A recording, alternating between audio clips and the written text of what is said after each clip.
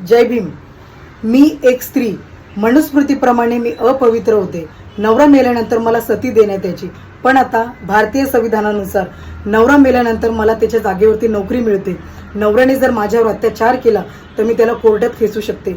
नवऱ्याने जर मला सवत आणली तर मी त्याला डिवोर्स देऊन माझे हक्क आणि अधिकार मागू शकते. मला शिकण्याची संधी मिळाली.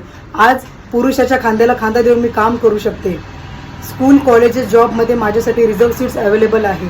वडिलांच्या संपत्तीमध्ये मला समानतेचा अधिकार आहे. मला 6 मंथ प्रेग्नन्सी पेड लिव्ह आहे. माझं काहीच अस्तित्व नव्हतं. मला बोलण्याची देखील संधी नव्हती. मला माझे सर्व हक्क आणि अधिकार मिळवून देणारे एकच मानव या भारत देशामध्ये होऊन गेले, ते म्हणजे माझे बाबा डॉक्टर भीमराव रामजी आंबेडकर. मलाच नाही तर जगातील प्रत्येक स्त्रियांना त्यांचे हक्क आणि अधिकार मिळवून देणारे एकच महामानव, ते म्हणजे डॉक्टर बाबासाहेब आंबेडकर. कीव येते मला अशा स्त्रियांची ज्या म्हणतात डॉक्टर बाबासाहेब आंबेडकरांनी काय केलं आमच्यासाठी. अगं लाजा वाटू द्या जरा. खेळू कसे उपकार भीमा तुझे, खेळू कसे उपकार, हो खेळू कसे